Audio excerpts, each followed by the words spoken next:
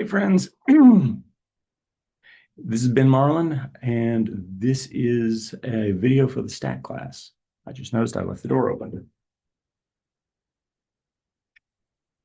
Okay, so um, just in case you happen to miss Wednesday the 28th, I think it was, I'm going to make a quick video going through the material from that, and and then I'm going to come back through and make a quick video for Monday and maybe one for Wednesday while I'm at it. Okay. So this is uh, all intended to make the videos not be super duper long, but they should be labeled appropriately and all that sort of thing. All right.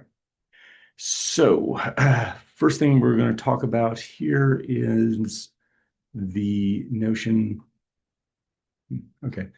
First thing we're going to talk about here is the notion of the notion of sharing the right thing. Dang it. Okay, so I'm going to just share my desktop, and then I will screen mirror across there with my iPad. All right, so first thing to talk about is this idea of probability.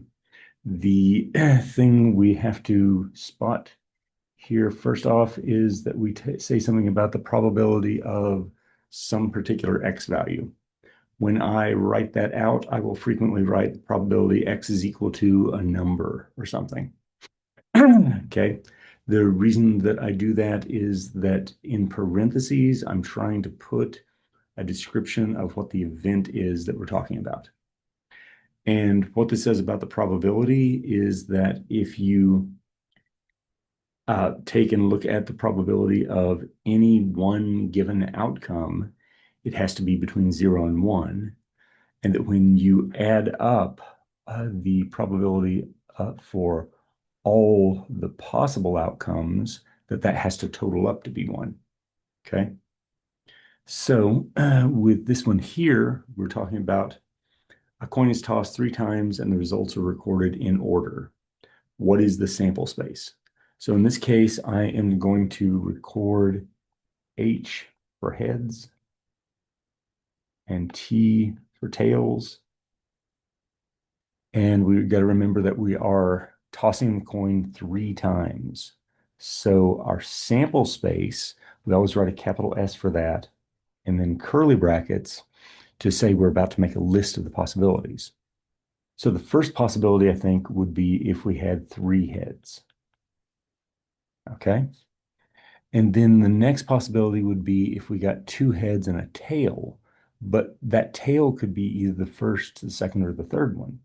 So because these are recorded in order, we have to go ahead and list all 3 of those. Oops. So I'll actually let me back up there a second and list those all in one line. So tails, heads, heads, heads, tail, heads, and heads, heads, tails. Okay. Then the next possibility would seem like if we only got 1 head, and that could be any of the first, second, or third ones. So let's say the head is first. Then we'll say something about the head being the second one. And then we'll say something about the head being the third one. Okay. And the final possibility is that we got all tails, so no heads, right? The reason I put these on separate lines is to just illustrate real quick here that here we got 3 heads and here we got 2 heads. But because of the description of how we wanted these listed out, there were 3 different things that got you 2 heads. And then possibility of getting 1 head, and then the possibility of getting 0 heads.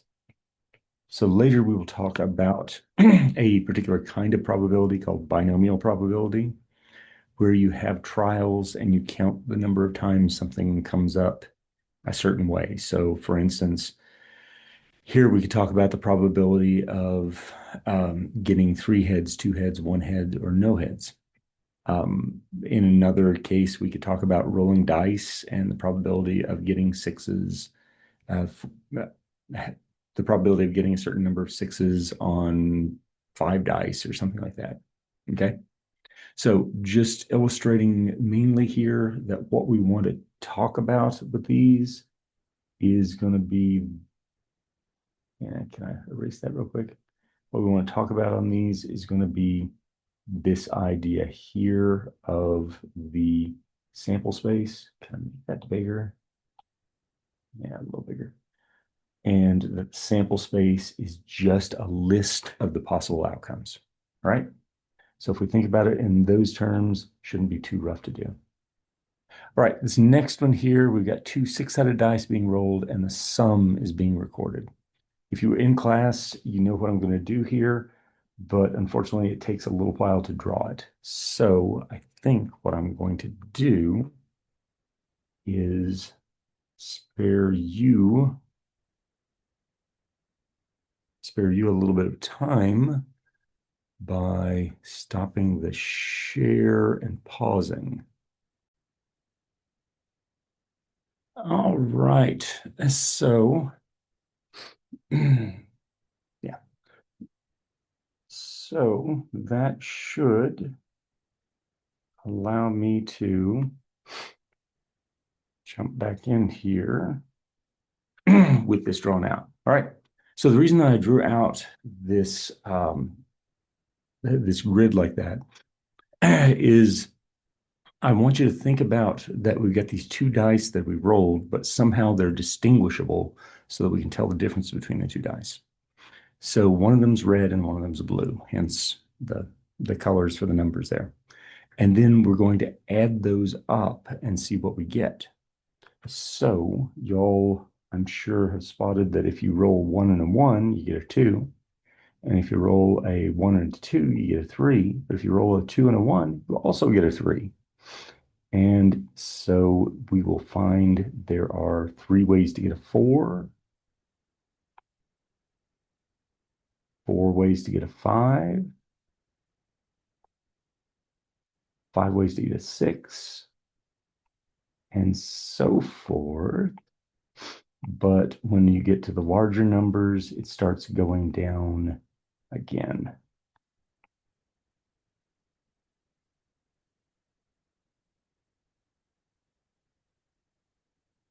Okay, so if we look at what we're doing here, I'm talking about the sample space. The sample space is just the values that you can roll, but we need to think about the different ways that we can get those. Okay, so for this question here, we're just going to write down 2, 3, 4, 5, 6, 7, 8, 9, 10, 11, 12. Okay. It is just a set of the possibilities you could roll. But I believe on the next page, we're going to get asked something slightly different. Okay. And for this, I'm going to copy that. So when we come across and it says, if the above are fair dice, in other words, if it is equally likely, ow, did not mean to get that one. Let's see if I can cut that out. Yeah, okay. So if I have equally likely outcomes there, then it's easy to talk about the probability of rolling a 2. This is that thing I talked about that I'll write an equation inside the parentheses. And the probability of getting a 3, and so forth.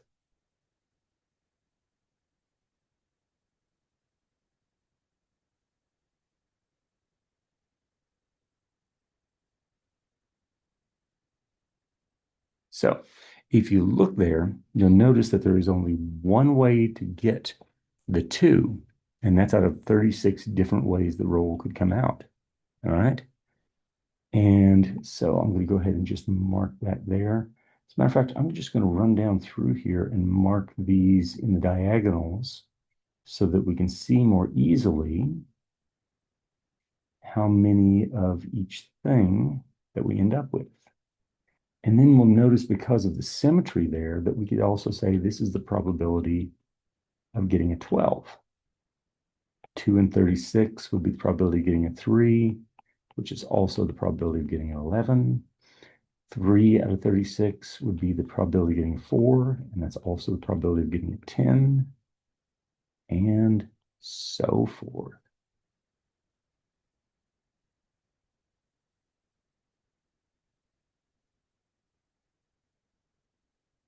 And then because of the nature of it, we don't actually get a repeat on the probability of X being 7 because we've used up all the other possibilities. All right. Now, if you're like me, you'll probably want to think about these in terms of decimals. And with regard to the decimals, you're going to have to think sometimes about repeating digits and rounding and so forth. I suggest to go ahead and go 3 or 4 digits past the decimal when you do these, because when you just go 1 or 2 digits past the decimal, you'll often get little round off errors that rack up after a while. All right. If you're good with that, oops, I went to the wrong display there. We're going to look at this guy here. It says telemarketer's computer selects phone numbers from a database at random. The distribution of ages are as follows. So in this case, if you think about it, our S is going to be the ages of the person getting a call. Okay. And so we need to, in figuring this out, talk about how many total people that we have here. So all I'm going to do for that is just add those numbers up. 29 and 40 is 69, and 55 and 51 is 106. So 170. Oh, wrong thing there. Hang on. 175, I believe. You might want to check me on that one just to make sure, but I believe that's right. Okay, so then when this asks us to talk about the probability, the next person called will be under 35. So the X is less than 35. Now, I've just spotted a typo that I have here, and I really meant this to be no older than 35, because with the information we've got, we cannot just single out the people who are exactly 35 years old here out of this category. So since we can't single those out, I really must have meant to say X is less than or equal to 35. So their age is less than or equal to 35. Okay. And so if we look at that, then we're going to have to go back up here and talk about these folks in one of these two categories. Either they're 18 to 25 or they're 26 to 35. So in that case, we'll have the 29 and the 40 that we add up there and take it out of 175. So then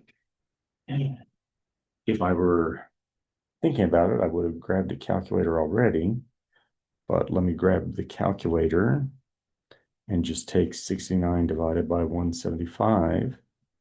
My approximation that I get here is about 0.394. The next digit is a 2, so we'll round down to that. Okay. Now, when you're doing this for a test, for me, it's fine to just leave it with the fraction. Okay. But if you're doing something for a science class, you'll probably need the decimal. All right. Now we're going to talk about addition rules. And for this, I'm going to ask you all to consult your textbook for some other drawings. But what I want you to know definition-wise is U gets you more stuff because, and it's both things. So if I talk about the probability of A union B, as we do right here, I will often say that's the probability of A or B because it's the things that are in A or that are in B, okay? And because we get our probabilities by counting the number of things in A and counting the number of things in B and dividing by the total, we will sometimes have stuff that is in both A and B. And so here we need to say the intersection is less because um,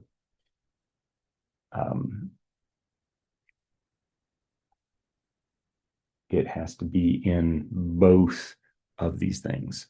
So I'm going to go back here and revise just a little bit the way I said that to say it's in either. Okay. All right. So then our problem that we're looking at here, we're drawing one card from a deck of poker cards. And what's the probability of drawing a king or a diamond? So for this, we've got to stop and say something about the faces and the suits. Okay. So for a poker card, you have hearts, spades, clubs, diamonds.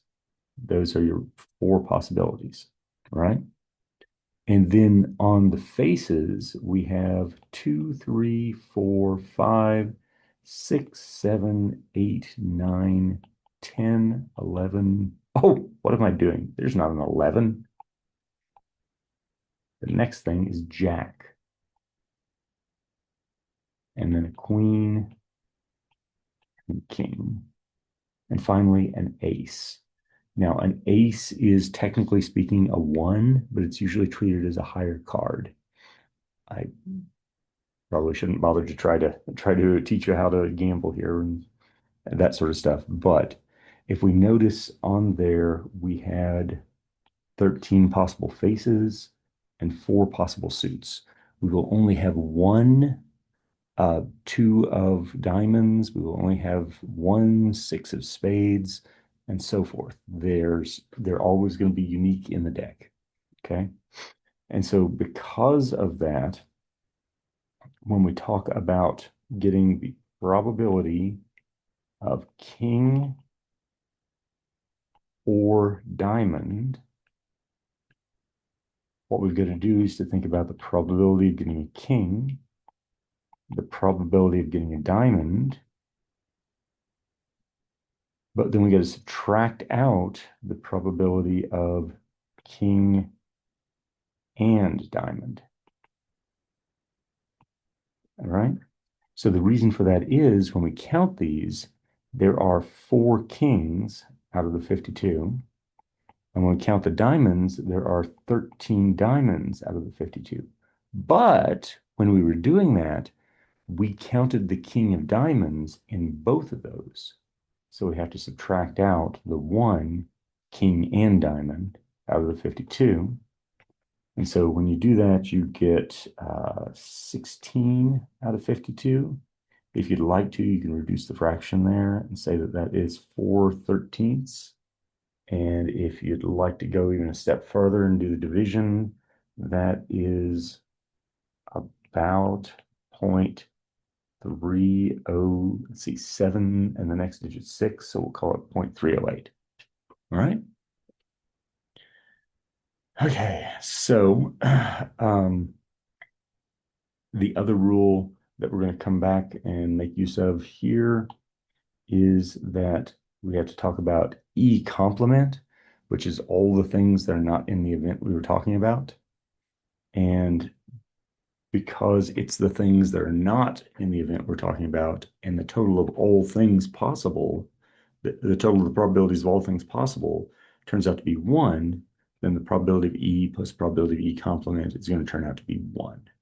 We're frequently going to use that when we have fewer things to count in one side or the other, right? Okay, so in this one here, the makes of cars in a parking lot are distributed as follows: Toyotas, Fords, Hondas, Jeeps, and Kias. If you notice, the total would turn out to be 1 when you add those up. So this is purposely meant to have all of these as decimal numbers.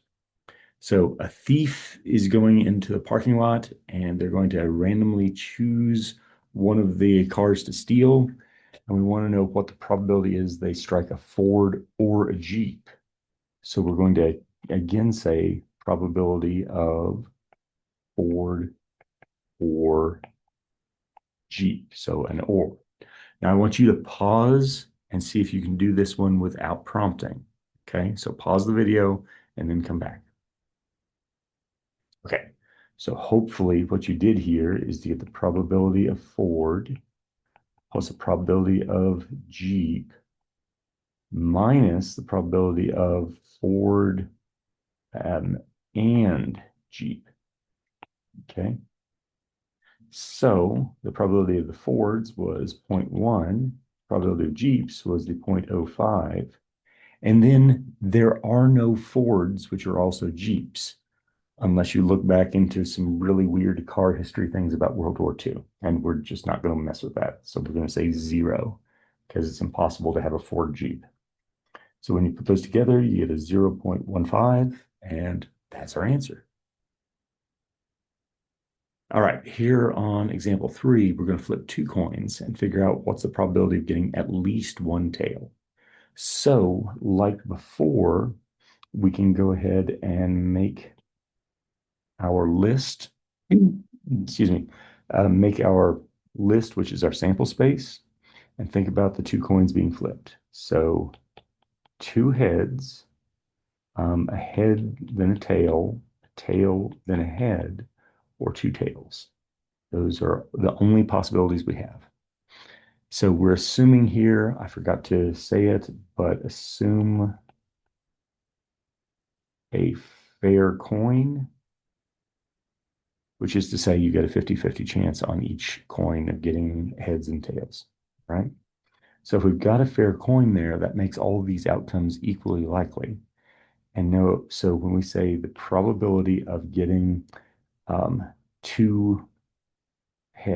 getting at least one tail, so at least one tail, okay? What we have to think about there is maybe it would be nice for me to have put it in a different way. Hang on. So let me say my event is called A, and it is we get at least one tail. Okay.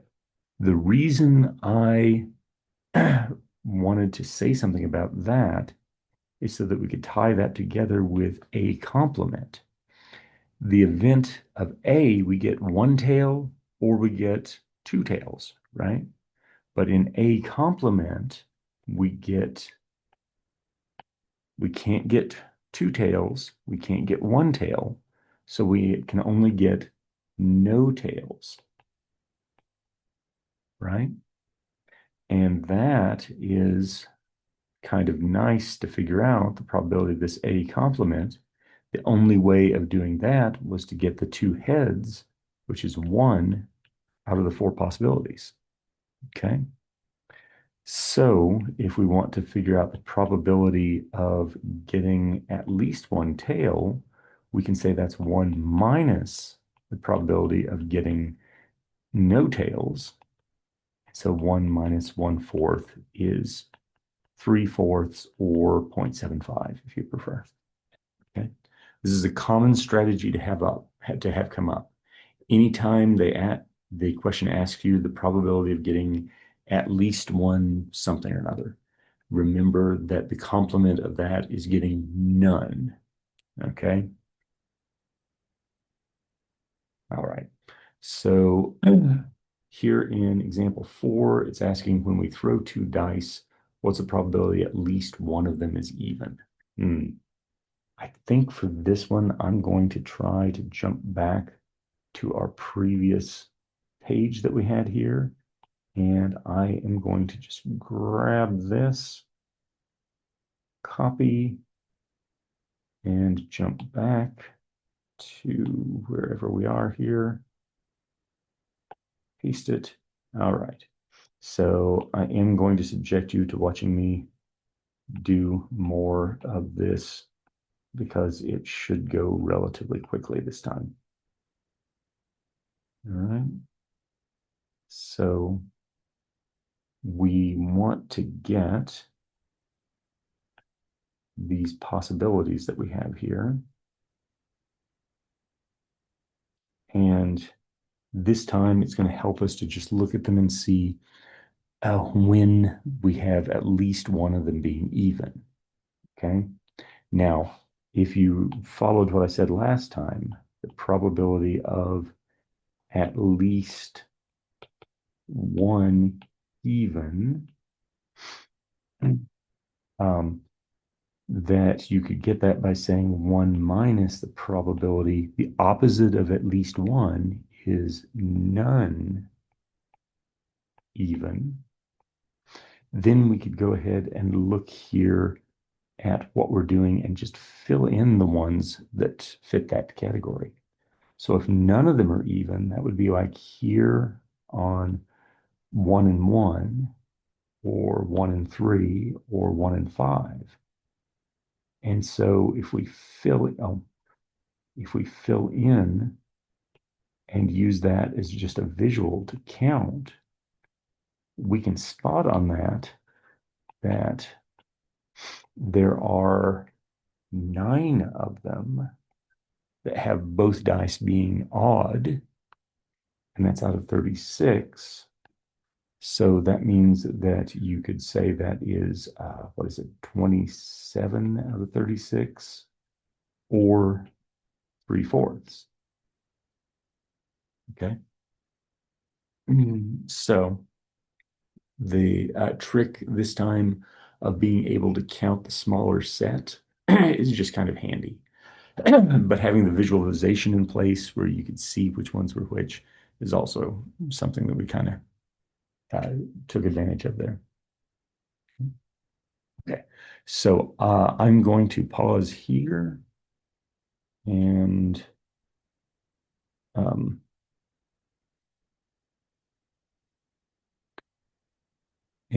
the reason I'm pausing here is to make my videos be shorter. It's awful when they run super duper long. So let me go ahead and stop this.